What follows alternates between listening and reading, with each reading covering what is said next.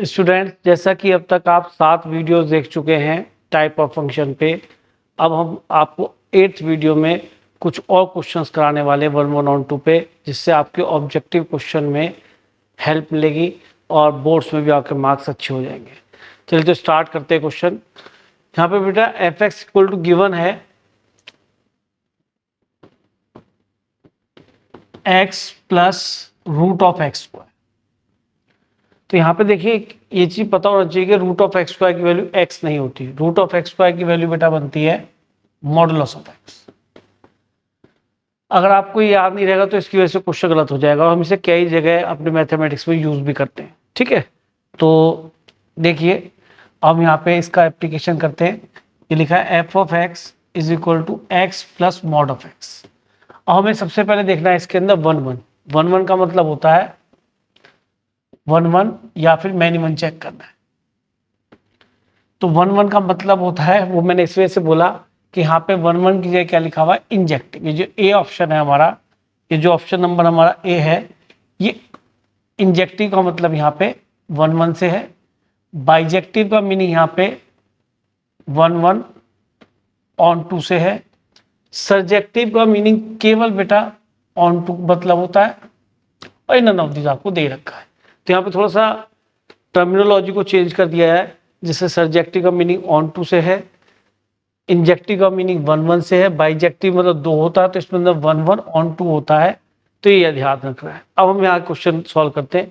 अब देखिए जैसा कि इसके अंदर या तो एक तरीका है कि इसके अंदर मॉडुलस को डेफिनेशन से चेंज कर लो, तो उसके अंदर मॉडुलस चेंज करेंगे तो आपको बेनिफिट ही होगा, क्योंकि आपको पूरा फंक्शन प्रॉपर वे में नजर आ जाएगा। तो मॉड ऑफ एक्स की वैल्यू x होती है when x is greater than 0, ये आपको पता ही है। And when x is less than 0 क्या होती है बेटा इसकी वैल्यू -x। तो ये हमारा f ऑफ x इस तरह से कन्वर्ट हो गया। तो फाइनली f ऑफ x की वैल्यू क्या मिल गई हमें 2x, और 2x तो लीनियर फंक्शन है, स्ट्रेट लाइन है, इससे तो आप भली भांति परिचित हैं। और ये 0, ये भी स्ट्रेट लाइन है। y इक्वल टू 0 का मीनिंग क्या होता है, x एक्सिस। तो यहाँ पे साफ दिख रहा है कि अगर हम यहाँ पर कर्व ड्रॉ करें इसका, तो बहुत जल्दी हमसे ड्रॉ हो जाएगा, क्योंकि कर्व में ऐसा कुछ नहीं है, हम हमेशा ड्रॉ करते आए हैं इस तरह के कर्व। आप देखिए y इक्वल टू 2x, ये ओरिजिन से पास होने वाली लाइन है। y equal to mx plus c, c इसका 0 है, तो ये 0 पे 0 देगा, 1 पे बेटा हमें क्या देगा 2 देगा। तो इससे 2 पॉइंट मिल जाएंगे, हम लाइन को आगे बढ़ा देंगे। पीछे क्यों ले रहे, क्योंकि x ग्रेटर देन 0 के लिए डिफाइन है और इक्वल टू 0 के लिए।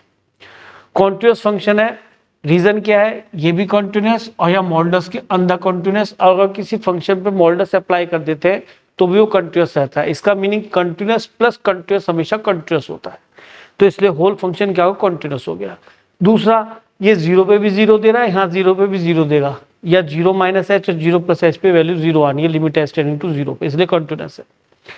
अच्छा जी, y इक्वल टू 0 का मीनिंग क्या होता है, y equal to 0 is a line, क्या बोलेंगे इसे, x एक्सिस।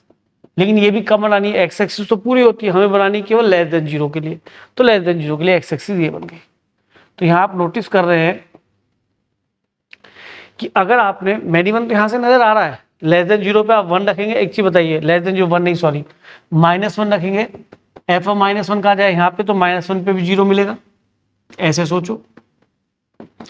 और -2 पे भी 0 मिलेगा, -2 भी इसके अंदर इनपुट जाएगा, तो इसके लिए इस ब्रांच का यूज करना पड़ेगा, तो -2 पे भी 0 मिलेगा, तो मैनी 1 तो है। अच्छा, अब ये ग्राफ कहाँ काम आ जाएगा जी सर, ऑन टू चेक करने जल्दी काम आ जाएगा।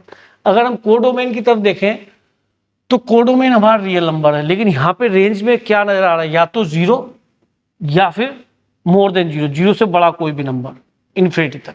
आप देखें तो अगर हम इसको इन्फिनिटी ले लें तो y की वैल्यू क्या मिलेगी बेटा, 0 से बड़ी, ये पूरी लाइन मिल रही है। तो रेंज हमारा क्या मिला, 0 टू इन्फिनिटी, 0 इंक्लूड हो गया। तो रेंज और कोडोमेन क्या है बेटा हमारा, कोडोमेन क्या है, रियल सेट पूरा पूरा नंबर्स का। तो ये तो इक्वल नहीं है, codomain is not equal to range. तो फंक्शन कैसा हो जाएगा, इनटू। इनटू का मीनिंग हो गया इंजेक्टिव, और इंजेक्टिव तो है यहाँ पे, ठीक है। और ये फंक्शन इनटू रहा, और हमारा ये मैनी 1 था, तो मैनी 1 के लिए अलग से दे नहीं रखा, तो इसलिए केवल इंजेक्टिव हमारा रिजल्ट बेटा करेक्ट हो गया। ठीक है, तो क्वेश्चन इजी है, डेफिनेशन एक ओपन करनी थी केवल मॉडुलस की, और क्वेश्चन खत्म हो जाता है। ठीक है, तो अब हम एक नेक्स्ट क्वेश्चन भी ले लेते हैं आपके लिए। ठीक, देखिए बेटा, जैसे स्क्रीन पे क्वेश्चन नजर आ रहा है आपको, ये थोड़ा डिफरेंट क्वेश्चन है। इस क्वेश्चन में आप अगर क्वेश्चन रीड करेंगे तो आपको डिफरेंट इस तरह से लगेगा कि क्वेश्चन में देखते हैं fa2b दे रखा है, defined by fx equal to this parabola, जिसको आप जानते हैं अच्छी तरीके से, कोई प्रॉब्लम नहीं है, ग्राफिकल अप्रोच से क्वेश्चन कर पाएंगे। इज ए बाइजेक्शन, पहला क्वेश्चन ऐसा है कि उसने बाइजेक्शन दे दिया। बाइजेक्शन का मतलब उसने आपको दे दिया कि ये फंक्शन कैसा है, 1 1 भी है और ऑन टू भी है। अब इसमें ये आपसे उल्टा पूछ रहा है कि भैया तो ए और बी सेट करके बताओ, यानी कि जो set A to B mapping है ना, इसको बताइए कि ए और बी क्या रहने वाला है। तो इसका इजीएस्ट मेथड तो यही है कि हम इसे ग्राफिकली करें, और ग्राफ सभी को बनाना आता है। अगर प्रॉब्लम है तो यहाँ पे मैं आपको समझा रहा हूँ, प्रॉब्लम आज के बाद तो नहीं आने की। देखिए बेटा, एक तरह से फंक्शन लिखा हुआ है y equal to -x² plus 6x minus 8। तो अगर हम ये कहें कि ये y equal to ax² plus bx plus c का कर्व है, तो ये वर्टिकल पैराबोला होगा। तो वर्टिकल पैराबोला इस तरीके का भी हो सकता है बेटा, वर्टिकल पैराबोला अपवर्ड हो गया, ये डाउनवर्ड्स हो गया। तो यहाँ पे अप और डाउन कैसे पता पड़ता है, इस a से। यहाँ पे a की वैल्यू क्या है, अगर अपवर्ड होगा तो पॉजिटिव होगा, a पॉजिटिव होगा तो ये अपवर्ड होगा, और a ये नेगेटिव होगा तो ये डाउनवर्ड्स होगा। ये तो मान लीजिए। अब यहाँ पे a क्या दे रहा है बेटा, -1, यानी कि एक पैराबोला हमारा कंफर्म हो गया डाउनवर्ड्स। और दोनों ही केसेस में वर्टेक्स जो ये बनेगी, वर्टेक्स यानी कि ये जो है वर्टेक्स जो पैराबोला की होती है उसकी कोऑर्डिनेट, वो बेटा -b/2a और -d/4a ही होते हैं दोनों केसेस में। इसलिए हमें केवल कर्व ट्रेस करते वक्त जब हमें पता पड़ जाए कि पैराबोला है, तो केवल वर्टेक्स पे जाना है और ये चेक करना है कि अपवर्ड पैराबोला है या डाउनवर्ड पैराबोला। तो पहले तो मैं पैराबोला बनाऊंगा, ठीक है, फिर बाइजेक्शन फंक्शन रहे उसके लिए ए और बी फाइंड करेंगे। ठीक है, हमारा काम ये है।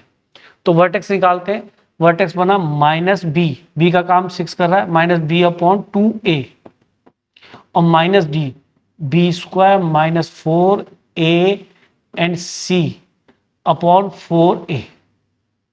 इस तरीके से हमारा वर्टेक्स आ गया बेटा। ये माइनस माइनस प्लस हो जाएगा, 3 मिल गया बेटा, और ये बन गया माइनस बाहर है अभी, और ये मिला हमको 36, और ये माइनस माइनस माइनस, एक माइनस आ जाएगा, 8 चौक 32 हो गया बेटा, और ये -4। सॉल्व करने के बाद हो गया 3, और ये बचेगा बेटा +4 अपॉन, इसको +1 ही कर लें, माइनस माइनस प्लस हो गया तो 1 बन गया। तो वर्टेक्स आ गया आपकी 3,1। तो मेरे ख्याल में यहाँ तक कोई प्रॉब्लम नहीं, वर्टेक्स निकालना सीख लिया हमने ये डिसाइड कर लिया कि हमारा डाउनवर्ड्स पैराबोला है। अगर हम पैराबोला ड्रॉ करते हैं तो आप देखिए, ये हमारा x एक्सिस बन गया बेटा, ये y एक्सिस बन गया। अब हमें वर्टेक्स लेनी 3,1 पे, तो हम 3,1 पे पहुंचते हैं। पहले देखिए बेटा, हम 3 1 2 3,1 यहाँ पे मान लीजिए हम आ गए। अब हमें बनाना अपवर्ड्स या डाउनवर्ड्स, कि सर अपवर्ड्स बनाना डाउनवर्ड्स बनाना। तो डाउनवर्ड्स के लिए हमने क्या करा, एक लाइन ड्रॉ करा और इसको इस तरह से कर्व को ले जाने लगे। ठीक है, तो यहाँ पे एक जीरो टेस्ट जरूर कर लिया करो, क्योंकि x को 0 रखने पे y की वैल्यू -8 आएगी, यानी कि -8 पे लगभग स्केल मत सोचना बेटा, एक रफ डायग्राम है बना दिया मैंने, क्योंकि ऐसा मत सोचना कि 1 है और ये 8 कैसे। तो एक रफ डायग्राम आपके सामने आ गया। अब देखिए, जैसा ही कर्व दिख रहा है ये इंक्रीजिंग भी है डिक्रीजिंग भी है, और जो कर्व इंक्रीजिंग डिक्रीजिंग बोथ होते हैं वो कर्व हमेशा मिनिमम बनते हैं।